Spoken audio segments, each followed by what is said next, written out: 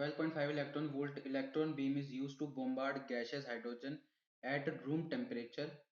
What series of wavelength will be emitted? तो देखिए इस क्वेश्चन में हमें क्या बोला गया है कि हमने एक, ठीक है, यहाँ पर हमने एक इलेक्ट्रॉन बीम यूज की है, ठीक है, यहाँ पर हमने एक इलेक्ट्रॉन बीम यूज की है, ठीक है, इलेक्ट्रॉन बीम टू, किसके लिए, टू बॉम्बार्ड, ठीक है, टू बॉम्बार्ड गैशियस हाइड्रोजन, ठीक है, गैशियस हाइड्रोजन को हमने बॉम्बार्ड करने के लिए एक इलेक्ट्रॉन बीम ली है जिसकी एनर्जी कितनी है, ठीक है, तो जिसकी एनर्जी हमने यहाँ पे कितनी बताई है, 12.5 इलेक्ट्रॉन वोल्ट की, ठीक है, 12.5 इलेक्ट्रॉन वोल्ट की हमने यहाँ पे एनर्जी बताई है, ठीक है। चलिए तो यहाँ से हमें, और जो हाइड्रोजन गैशियस एटम है यहाँ पे, ठीक है, जो गैशियस हाइड्रोजन है, ठीक है, तो जो हमारा यहाँ पे गैशियस हाइड्रोजन है, ठीक है, गैशियस हाइड्रोजन, हाइड्रोजन, ठीक है, गैशियस हाइड्रोजन, वो रूम टेम्परेचर पे कितना होता है, रूम टेम्परेचर पे इसकी वैल्यू होती है -13.6 इलेक्ट्रॉन वोल्ट की, ठीक है, -13.6 इलेक्ट्रॉन वोल्ट की। और जब हम हमारे गैशियस हाइड्रोजन को इलेक्ट्रॉन बीम से बोम्बार्ड करेंगे, ठीक है, इलेक्ट्रॉन बीम से बोम्बार्ड करेंगे तो ये गैशियस हाइड्रोजन क्या करेगा, इस एनर्जी को एब्जॉर्ब कर लेगा, ठीक है। तो हम लिखेंगे कि एनर्जी आफ्टर, एनर्जी, ठीक है, of gaseous hydrogen, of gaseous hydrogen, ठीक है, गैशियस हाइड्रोजन आफ्टर बोम्बार्डिंग, ठीक है, after bombarding it with electron beam, ठीक है, जब हमने इसे इलेक्ट्रॉन बीम के साथ बॉम्बार्ड कर दिया तो यहाँ पे कितनी एनर्जी हमें मिली, इलेक्ट्रॉन बीम, ठीक है, तो यहाँ पे जो एनर्जी होगी दैट इज, वो कितनी आ जाएगी, वो आ जाएगी यहाँ पे, मतलब -13.6, ठीक है, -13.6 इलेक्ट्रॉन वोल्ट, और यहाँ पे प्लस हो जाएगा 12.5 इलेक्ट्रॉन वोल्ट, ठीक है, 12.5 इलेक्ट्रॉन वोल्ट प्लस हो जाएगा, ठीक है। चलिए तो यहाँ से एनर्जी हमें कितनी मिल जाएगी, ठीक है, यहाँ से एनर्जी मिल जाएगी हमें -1.1 इलेक्ट्रॉन वोल्ट की। मतलब अब हमारा जो गैशियस हाइड्रोजन है उसे कितनी एनर्जी मिल चुकी है, -1.1 इलेक्ट्रॉन वोल्ट की। पहले उसकी एनर्जी कितनी थी, 13.6 इलेक्ट्रॉन वोल्ट नेगेटिव की, अब 1.1 इलेक्ट्रॉन वोल्ट है नेगेटिव का, ठीक है, मतलब उसकी एनर्जी इंक्रीज हो चुकी है। अगर ये इंक्रीज हुआ है तो यहाँ इसका साफ मतलब है कि ये किसी न किसी लेवल पर पहुंच गया होगा, ठीक है, क्योंकि ग्राउंड स्टेट पे, ठीक है, और रूम टेम्परेचर पे इसकी एनर्जी कितनी होती है, -13.6, अब इसे कितनी एनर्जी हो गई है, -1.1, तो ये इसे कुछ ना कुछ एनर्जी मिल गई होगी, तो ये किसी न किसी लेवल पे पहुंच गया होगा, ठीक है, तो वो लेवल क्या होगा वो हमें फाइंड आउट करना है, ठीक है। चलिए तो यहाँ पे हम क्या लिखेंगे कि जो ऑर्बिटल एनर्जी होती है, ठीक है, यहाँ पे हम क्या लिख लेते हैं कि जो ऑर्बिटल एनर्जी होती है एज ऑर्बिटल एनर्जी, ठीक है, orbital energy of nth orbit या ऑफ nth ऑर्बिट, ठीक है, nth ऑर्बिट के लिए जो ऑर्बिटल एनर्जी होती है वो क्या होती है, ठीक है, तो उसकी जो वैल्यू है वो कितनी होती है, अगर हम यहाँ पे लिख लें तो वैल्यू होती है En divided equal to -13.6 electron volt और डिवाइडेड बाय n का स्क्वायर, ठीक है, तो ये हमारे पास क्या होती है, एनर्जी होती है, ठीक है, nth ऑर्बिट के लिए ऑर्बिटल एनर्जी, ठीक है। तो देखिए अब हमारे पास एनर्जी कितनी है, -1.1 इलेक्ट्रॉन वोल्ट, तो यहाँ पे कौन सी ऑर्बिट होगी, यहाँ पे हम लेट कर लेते हैं कि ऑर्बिट कौन सी है, थर्ड ऑर्बिट है, ठीक है, तो हम लेट कर लेते हैं कि लेट n इक्वल टू 3, मतलब तीसरे लेवल पर, तो E3 हमारा कितना आ जाएगा, -13.6 इलेक्ट्रॉन वोल्ट डिवाइड बाय 3 का स्क्वायर, मतलब ये 9 हो जाएगा, तो ये हो जाएगी E3 कितना आ जाएगा यहाँ पे, ये आ जाएगा -1.5 इलेक्ट्रॉन वोल्ट, ठीक है। मतलब क्या है कि जो हमारा अब गैशियस हाइड्रोजन है वो कहाँ पर पहुँच गया होगा, मतलब अप्रॉक्स उसकी जो वेवलेंथ है, मतलब जो हमारी एनर्जी है वो कहाँ तक आ चुकी होगी, वो लेवल 3 तक आ गई होगी, ठीक है। तो देखिए यहाँ पे हुआ क्या कि जो हमारा गैशियस हाइड्रोजन है, ठीक है, वो भी कहाँ था, N1 पे, ठीक है, जो उसका लेवल 1 था, मतलब n इक्वल टू 1 था, अब वो कहाँ पहुँच गया है 3 पे, मतलब n इक्वल टू वो 3 पे आ गया, और ये इसका लेवल हम ले लेते हैं n इक्वल टू 2। तो देखिए जब ये बॉम्बार्ड हो चुका है तो इसकी ये लेवल पे कहाँ पहुँच गया, 3 लेवल पे, ठीक है। तो अब देखिए हमें क्या निकालना है कि यहाँ पे डिफरेंट डिफरेंट वेवलेंथ क्या होंगी, ठीक है, डिफरेंट डिफरेंट वेवलेंथ क्या होंगी। अगर हम इस गैसियस हाइड्रोजन को डी एक्साइट कराएं, क्योंकि अभी तो क्या हुआ, ये एक्साइट होने के बाद 3 पे पहुंच गया, लेकिन अब इसे डी एक्साइट कराएं तो क्या होगा, ये एक बार एन 3 से लेके एन 1 तक आ जाएगा, या फिर ऐसा हो सकता है कि ये 3 से लेके एक बार 2 तक आ जाए, या फिर ऐसा हो सकता है ये 2 से लेके 1 तक आ जाए, ठीक है। तो यहाँ पे 3 केस हो सकते हैं कि एक बार ये 3 से लेके 1 तक आए, एक बार ये 3 से लेके 2 तक आए, और एक बार 3 से लेके 2 से लेके 1 तक आ जाए, ठीक है। तो यहाँ पे हमें डिफरेंट डिफरेंट वेवलेंथ मिल जाएंगी। चलिए, तो यहाँ पर हम लिख लेते हैं कि जो हमारी एनर्जी है, ठीक है, यहाँ पे हम लिख लेते हैं कि एज द, ठीक है, as the,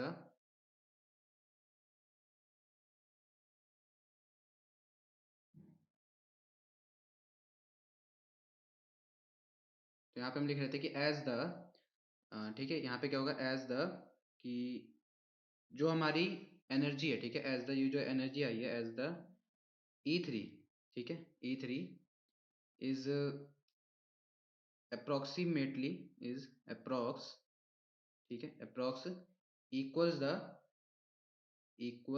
the energy, equals the energy of gaseous hydrogen, of gaseous hydrogen, ठीक है, मतलब गैसियस हाइड्रोजन की एनर्जी को वो इक्वल करता है।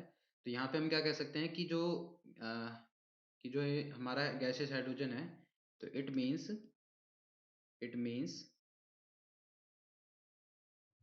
कि हाइड्रोजन, ठीक है, hydrogen is excited, is excited, मतलब वो एक्साइट हुआ, is excite from n equal to 1 to n equal to 3। तो यहाँ पे हम क्या कह रहे हैं कि जो हमारी E3 आई है वो अप्रोक्स क्या है, इक्वल है गैसियस एनर्जी हाइड्रोजन के। तो यहाँ पे हम क्या कह सकते हैं कि जो हाइड्रोजन है वो क्या हो गया, एक्साइट हुआ कहाँ से, n1 से लेके n3 तक, ठीक है। चलिए, तो इस चीज़ को हम आगे सॉल्व करते हैं। चलिए, तो अब हमें क्या करना है, अभी हमने ये बताया कि जो एनर्जी है वो किसको इक्वल करती थी, ठीक है, जो हमारी E3 आया है वो उसने हमारे गैसियस हाइड्रोजन की एनर्जी को यूज़ करा। तो अब हमारा जो हाइड्रोजन गैसियस गैसियस हाइड्रोजन है वो एक्साइट हो चुका है, ठीक है। अब हम उसे क्या करा रहे हैं, डी एक्साइट, ठीक है। तो यहाँ पे हम लिख लेते हैं कि ड्यूरिंग इट्स डी एक्साइटेशन, ठीक है, डी एक्साइटेशन, ठीक है। क्योंकि देखिए अब हमने क्या कहा था कि अब हम उसे नीचे लेकर आएंगे, ठीक है, पहले वो 1 से लेके 3 तक पहुंच गया, अब हम क्या कर रहे हैं, उसे पहले 3 से लेके 1 तक लेके आएंगे, उसे हम 3 से लेके 2 तक भी लेके आएंगे, और फिर 2 से लेके 1 तक आएंगे, ठीक है। तो यहाँ पे डिफरेंट डिफरेंट वेवलेंथ होंगी। तो यहाँ पे अब क्या होगा कि जो हमारा ड्यूरिंग डी एक्साइटेशन होगा, ठीक है, जो हमारा हाइड्रोजन होगा, तो फर्स्ट केस में, ठीक है, फर्स्ट केस में क्या होगा, ठीक है, जो हमारा हाइड्रोजन गैसियस हाइड्रोजन है, कि गैसियस हाइड्रोजन, ठीक है, गैसियस हाइड्रोजन वो क्या करेगा, जंप करेगा, ठीक है, jump from n equal to 3 to n equal to 1 पे, ठीक है, n equal to 3 to n equal to 1 पे जंप करेगा, ठीक है। तो देखिए यहाँ से हमें क्या मिल जाएगा, और जब भी ऐसे केस में हम किसको यूज़ करते हैं, लाइमन सीरीज को यूज़ करते हैं, ठीक है, किसे यूज़ करते हैं हम यहाँ पे, लाइमन सीरीज को। तो हम क्या लिखेंगे कि वी हैव द रिलेशन, ठीक है, वी हैव द रिलेशन, क्योंकि देखिए लाइमन सीरीज है तो वहाँ पे वेव नंबर की बात होगी, क्योंकि हमें वेवलेंथ निकालनी तो हमें वेव नंबर से मिलने चाहिए, ठीक है। तो वी हैव द रिलेशन और फॉर वेव नंबर, ठीक है, for wave number, wave number के हमारे पास रिलेशंस है, और रिलेशन क्या है यहाँ पे, ठीक है, वेव नंबर, और रिलेशन यहाँ पे किसके हैं, फॉर लाइमन सीरीज के लिए, ठीक है, फॉर लाइमन सीरीज के लिए। तो लाइमन सीरीज के लिए यहाँ जो वेव नंबर्स हैं, ठीक है, वेव नंबर्स, तो यहाँ पे हम क्या लिखेंगे, ठीक है, यहाँ पे हम क्या लिख देंगे। चलिए, तो अब हमें क्या करना है, यहाँ पे लाइमन सीरीज हमने लिख लिया, ठीक है। तो यहाँ पे जो वेव नंबर होता है लाइमन सीरीज के लिए, उसका फॉर्मूला क्या होता है, ठीक है, तो उसका फॉर्मूला होता है 1/λ, ठीक है, 1/λ इक्वल टू RY, और 1/NF का स्क्वायर माइनस 1/NI का स्क्वायर, ठीक है। तो एफ और आई यहाँ पे क्या है, फाइनल और इनिशियल, ठीक है।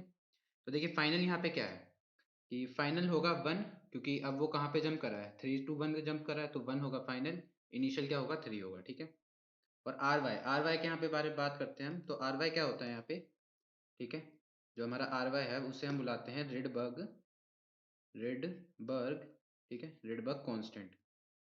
उसे हम क्या बुलाते हैं, रेडबर्ग कांस्टेंट। तो इसकी जो वैल्यू होती है वो कितनी होती है, ठीक है, रेडबर्ग कांस्टेंट बुलाते हैं हम इसे। और इसकी जो वैल्यू होती है वो होती है 1.097 इंटू 10⁻7 मीटर इनवर्स में, ठीक है। तो ये इसकी वैल्यू होती है। और लैम्डा हमारा यहाँ वेवलेंथ। चलिए तो वैल्यू पुट करते हैं यहाँ पे। तो 1/लैम्डा क्या होगा, ठीक है, 1/लैम्डा। अब देखिए ये 3 to 1 आ रहा है, तो हम लैम्डा को यहाँ पे क्या लिख सकते हैं, 3 1 लिख सकते हैं, ठीक है। क्या लिख सकते हैं, 3 1। तो लैम्डा 3 1 क्या होगा यहाँ पे, आर वाई मतलब 1.097 इंटू 10⁻7, और एन फाइनल कितना है, 1 का स्क्वायर माइनस 1/3 का स्क्वायर। चलिए तो इसे सॉल्व कर लेते हैं। तो लैम्डा 3 1 क्या होगा हमारा, सॉरी ये 1/लैम्डा 3 1 है, 1/लैम्डा 3 1, यहाँ पे 1/लैम्डा 3 1 आ जाएगा, ठीक है। चलिए तो 1/लैम्डा 3 1 क्या होगा, 1.097 इंटू 10⁻7, और यहाँ क्या होगा 1 माइनस 1/9 हो जाएगा, ठीक है। चलिए तो इसे सॉल्व कर लेते हैं। तो 1/लैम्डा, ठीक है, 1/लैम्डा 3 1 इक्वल टू कितना आ जाएगा, 1.097 इंटू 10⁻7, और इस ब्रैकेट को सॉल्व करनी होती है। देखिए सॉल्व कैसे करेंगे, यहाँ हम एलसीएम ले लेंगे, तो ये एलसीएम आ जाएगा 9, और ऊपर भी आ जाएगा 9, 9 माइनस 1 कितना हो जाएगा 8, तो ये आ जाएगा 8, ठीक है, 8/9। तो 1/लैम्डा 3 1 कितना आ जाएगा, लैम्डा 3 1, ठीक है, यहाँ कितना आ जाएगा हमारे पास, ठीक है। अगर हम इसकी एक वैल्यू सॉल्व कर दें, तो इसकी जो वैल्यू होगी, ठीक है, वो कुछ अप्रॉक्स हमें ऐसी मिल जाएगी कि 8 पॉइंट, ठीक है, 8.796, ठीक है, 8.796 आ जाएगी इंटू 10⁻7, ठीक है, और डिवाइडेड बाई 9। ये कुछ वैल्यू ऐसी आ जाएगी, ठीक है। अब देखिए तो लैम्डा 3 1 हमें चाहिए, तो हम क्या करेंगे लैम्डा 3 1 के लिए, ठीक है, इसे रोटेट कर देंगे, इस वैल्यू को रोटेट कर देंगे, तो कितना आ जाएगा 9/8.796 इंटू 10⁻7, ठीक है। तो यहाँ जो वैल्यू होगी वो कितनी आ जाएगी, 102.55 कुछ ये आ जाएगी नैनोमीटर्स में, ठीक है। 102.55 ये किस में आएगी, नैनोमीटर्स में आ जाएगी, ठीक है। चलिए तो ये वैल्यू हमारे पास आ गई, लैम्डा 3 1 आ गया, ठीक है। एक हमने लैम्डा की वैल्यू निकाल दी, ठीक है। चलिए अब दूसरी वैल्यूज को निकालते हैं। चलिए तो अब हमें यहाँ निकालना है, ठीक है। अभी हमने लैम्डा 3 1 निकाला है, अब हमने क्या करवाया है, ठीक है। अब हमारा जो इलेक्ट्रॉन है, ये सेकंड केस है हमारा यहाँ पे, ठीक है, ये केस हमारा सेकंड है। फर्स्ट केस में हमने 3 to 1 जंप कराया था, अब हम कहाँ जंप करा रहे हैं इलेक्ट्रॉन को, अब हम इलेक्ट्रॉन को कहाँ जंप करा रहे हैं कि हमारा इलेक्ट्रॉन करता है n2 से 2n = 1 तक, ठीक है, n2 से n1 तक जंप करता है, ठीक है। तो देखिए यहाँ पे वैल्यूज क्या होंगी, n2 और n1, ठीक है, n2 और n1। तो n2 यहाँ पे अगर उसी फॉर्मूले में हम यूज़ करें, 1/लैम्डा आर वाई, ठीक है, आर वाई 1/nf का स्क्वायर माइनस 1/ni का स्क्वायर, ठीक है। तो देखिए यहाँ पे हमें आंसर क्या मिलेगा, देखिए अब हमारा जो फाइनल है, ठीक है, जो अब हमारा फाइनल है वो यहाँ पे क्या है 1, और इनिशियल क्या है 2, ठीक है। तो देखिए यहाँ पे 1/लैम्डा क्या होगा, यहाँ पे हम यूज़ करेंगे 1/लैम्डा 2 1 यूज़ करेंगे, ठीक है, क्योंकि 2 से लेके 1 तक जा रहा है। और आर वाई तो जैसे हम जानते हैं 1.097 इंटू 10⁻7 वैल्यू है। तो 1/nf का स्क्वायर क्या होगा, nf हमारा फाइनल, तो 1 का स्क्वायर माइनस इनिशियल मतलब 1/2 का स्क्वायर। तो देखिए यहाँ क्या आ जाएगा 1/लैम्डा 2 1 और 1.097 इंटू 10⁻7, यहाँ आ जाएगा 1 माइनस 1/4, और इस ब्रैकेट को सॉल्व करने पे हमें वैल्यू क्या मिल जाएगी 1/लैम्डा 2 1 की। देखिए अगर लैम्डा 2 1 हम निकाल लें यहाँ पे, ठीक है, तो इस ब्रैकेट की वैल्यू क्या होगी 3/4 होगी, ठीक है। क्या वैल्यू होगी, देखिए 4 यहाँ पे एलसीएम हो जाएगा इसमें, ठीक है, यहाँ पे क्या हो जाएगा एलसीएम, तो 4 माइनस 1 कितना हुआ 3, और डिवाइड में 4। तो इसे हम कन्वर्ट कर लें अगर लैम्डा 2 1 में, तो ये हो जाएगी 4/1.097 इंटू 10⁻7 और इंटू 3, ठीक है। चलिए तो लैम्डा 2 1 क्या होगा यहाँ पे, तो λ21 की अगर हम वैल्यू सॉल्व करते तो वो आ जाएगी 121.54 कुछ नैनोमीटर्स में आ जाएगी, ठीक है। तो ये वैल्यू किसकी आ गई हमारी, λ21 की, ठीक है। चलिए, तो ये वैल्यू हमने यहाँ पे निकाल दी। अब हमें निकालना है, देखिए अब हमने यहाँ पर लैम्डा की दो वैल्यूज निकालनी है, ठीक है। अब हमारी एक लास्ट वैल्यू बचती है जब हमने लैम्डा को 3 से 2 तक जंप कराया था, ठीक है। चलिए, अब हमारा केस आ गया यहाँ पे थर्ड केस, ठीक है। ये हमारा थर्ड केस आ गया यहाँ पे। देखिए थर्ड केस में क्या हुआ था, थर्ड केस में हुआ था कि जब हमने अपने एन को, ठीक है, जंप कराया था 3 से, ठीक है, हमने अपने एन को क्या करा था, 3 से 2 तक जंप कराया था, ठीक है। 3 टू एन 2 तक जंप कराया था, ठीक है। तो देखिए जंप कराने पे क्या मिला हमें, यहाँ पे भी हम सेम 1/λ निकालेंगे। तो 1/λ, यहाँ पे हम इसे 3 2 से नाम दे देते हैं, ठीक है। 3 2 आर वाई मतलब 1.097 इंटू 10 की पावर 7, ठीक है। और यहाँ पे वैल्यू को अगर लिख दें हम तो 1/, फाइनल क्या है हमारा 2, तो वो जाएगा 2 का स्क्वायर और माइनस 1/, इनिशियल तो 3 का स्क्वायर, ठीक है। चलिए, तो ये चीज़ आ गई यहाँ पे। तो देखिए इसे सॉल्व करने पे हमें क्या मिल जाएगा, 1/λ32, ठीक है, 1/λ32 इक्वल टू 1.097 इंटू 10 की पावर 7, ठीक है। तो देखिए यहाँ पे क्या मिला कि 1/4 माइनस 1/9, ठीक है, 1/4 माइनस 1/9, ठीक है। तो देखिए यहाँ पे क्या आ जाएगा कि इन दोनों को सॉल्व करने पे तो 1/, ठीक है, 1/λ32, 1/λ32 आ जाएगा 1.097 इंटू 10 की पावर 7, ठीक है। और ये हो जाएगा 5/36, ठीक है। कितना आ जाएगा, 5/36। चलिए, तो इस चीज़ को आगे सॉल्व कर लेते हैं।